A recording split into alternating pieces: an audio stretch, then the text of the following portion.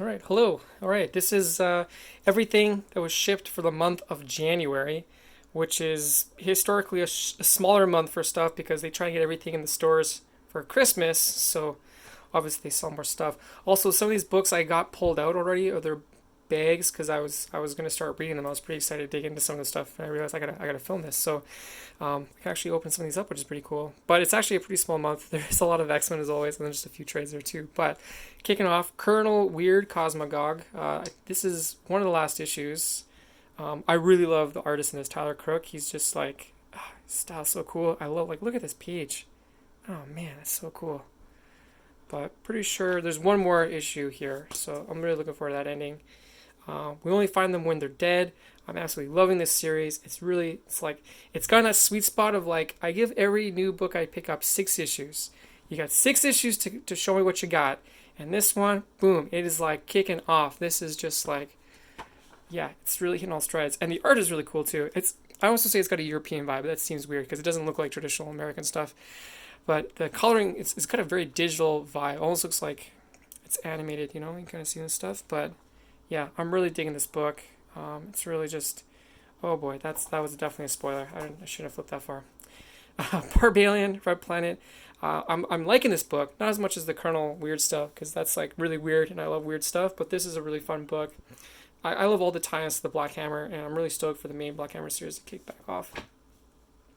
Scumbag. I am absolutely loving this book. I love that each issue is a different artist. It's just like a cool, different style, but it's just such a funny book. It just makes fun of everything through the eyes of, well, Scumbag.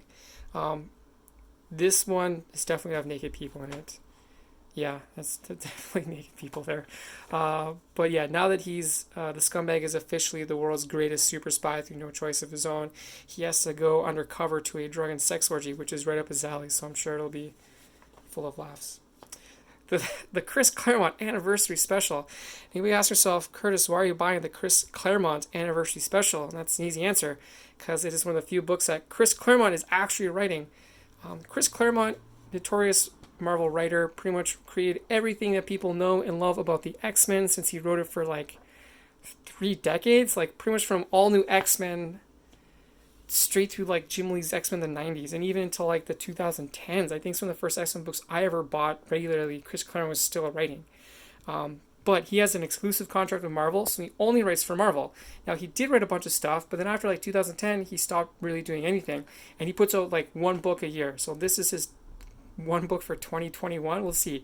In 2020, he had 0 books published that he wrote. The stuff was written by him, but it was all like reprints, so he didn't put anything new. This is new, I'm told. So we'll see. Also, Bill Sinkovich is in here, so that's pretty awesome. He's up first because, Bill Sinkovich. Oh, that was it? 3 pages? Oh, boy. Well, I'll take what I can get. Should be fun.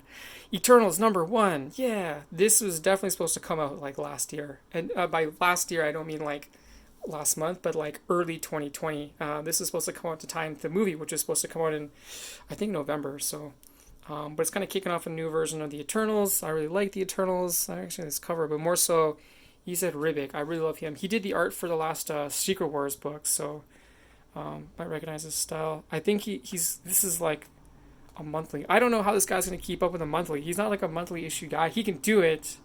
It's just like some of the coloring. Like, yeah, you can definitely see like this is a good example. Like there usually be a lot more shading, like in the darks there, like in the blacks for sure. But I'm digging. Oh yeah, see, look at that, huge difference, right? Obviously it's a close up more detail, but yeah, that looks cool. I love the Eternals. I love really all of Jack Kirby's original stuff. Concepts. Usagi Yojimbo is fighting some sort of demon in the forest. I love this book. It's just so clean. Just the art's really good. The colors match it well. The stories are just like, you get either like a couple issues where they tie together or like these nice one and dones. Like more comics should be like this. Just give me just simple, fun comics. Not that I'm reading anything I don't like, but there's a lot of stuff out there I'm like, it should be more like this and not all dark and gritty. Now come all the X-Men, which I haven't opened up yet because I read in 2 piles. I read either all the X-Men stuff and then the others, or read all the others and then the X-Men. And I just wait until I'm done one pile, rebag that, and then I open this one. So maybe next month I'll open up all the X-Men's in advance to show you them. But X Factor, that's Siren, that's Banshee's daughter, and she's dying. But all X-Men can come back all the time from the dead. So what's the problem? Well, the problem is, why does she keep dying? Are there secrets to why she's doing this? We don't know. We'll find out. Hellions. I absolutely love this book, and I think there's no shame in saying that this is basically Suicide Squad, because every issue, the Hellions die. Then they're brought back, and they get sent on another crazy mission, and most of them die. Rinse, repeat, rinse, repeat. But it's got a lot of cool characters. I love what they're doing with Havoc in this book. They're really keeping up with all the stuff where he was like, his mind was being totally messed with from like the old Axis cover or crossover from like years ago, and just some of the stuff after that where he was like, maybe he's a villain, maybe he's not, and he's all scarred, and he came back. And Quan, pretty sure that's her name, she's leading the team. You got Wild Child, you got Orphan Maker, you got a bunch of stuff. Oh, sorry, that's Nanny, and then Orphan Maker's the mutant she looks after, who's also on the team but not featured. But and you got Mr. Sinister, he's really awesome in this book too. Marauders, this is my third favorite X-Men book right now. Number 3 on the list. Number 3. I'm actually looking forward to this because, one, I love this book in general, but Callisto, she is a member of the Hellfire Club. She's part of Emma's crew. I can't remember exactly what her role is, but she doesn't have her mutant abilities. Storm does. So to get your mutant abilities back, you have to fight in the Crucible, where you basically fight to the death. Win or lose, you'll get your abilities. Usually you're going to die because you're fighting a mutant. Crucible used to be run by Apocalypse, so of course you're going to die fighting Apocalypse with no abilities. Now he's gone. He left the islands to live with his wife and his original children. Happy ending for him for now. So you get to choose who you want to fight in the Crucible. So Callisto chooses Storm, which has some historical significance because Morlocks used to be run by Callisto, and then Storm fought Callisto, and she became the head of the Morlocks. And I believe Storm actually didn't have her powers at the time.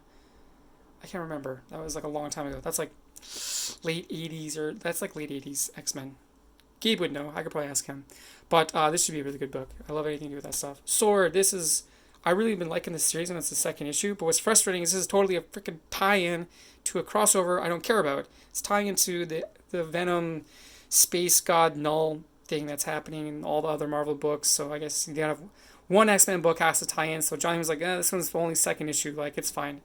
But I love the idea of Sword. It's like they got their space station that's geosynced to Krakoa, and they're like thinking about stuff that's like not like, okay, Krakoa, you have to worry about Earth. We gotta think about stuff that's outside. It's like out there, which is really cool.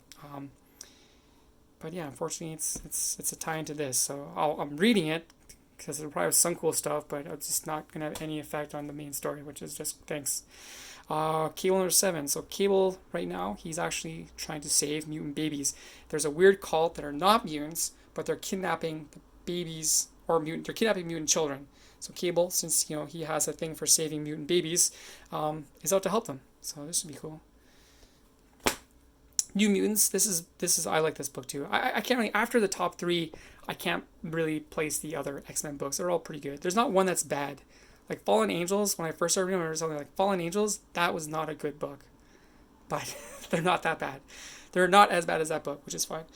This is cool. Again, I love the art in this one, as I mentioned last month. The Shadow King is in this book. He's the villain, but he's also on Krakoa, so you can't be a bad guy for there. So very curious. He's trying to convince a bunch of kids who have mutant abilities, but their bodies have been like scarred by their abilities to fight in the Crucible to be like a reborn. So I'm sure that is going to have some effects on something. X-Force, this is my second favorite X-Men book, and it is just so much fun. I love all the Black Ops X-Men stuff. I love that Beast is like still kind of evil, and everyone's like calling him out on it. Like, everyone knows what he's doing is not right, but everyone knows it's like a total necessity. Not they're doing like wet works where they're going on just murdering people, but they're definitely doing shady stuff, and he's definitely doing shady stuff. But right now they're fighting an infection that's approaching Krakoa through the ocean. They don't know what it is, but it's turning things into giant monsters. So Forge is there helping Quentin and Wolverine. Cool stuff. Excalibur. I liked Excalibur a lot more after reading X of Swords because of how much I realized Excalibur, the entire run, like the first 13 issues, tied in heavily to that series. But then in X of Sword, Betsy Braddock, who's a new Captain Britain, gets displaced through the multiverse. Like, she doesn't die. She turns into a giant crystal, shatters, and pieces go in the multiverse. You're like, oh, okay. So I think this is the issue where they get her back.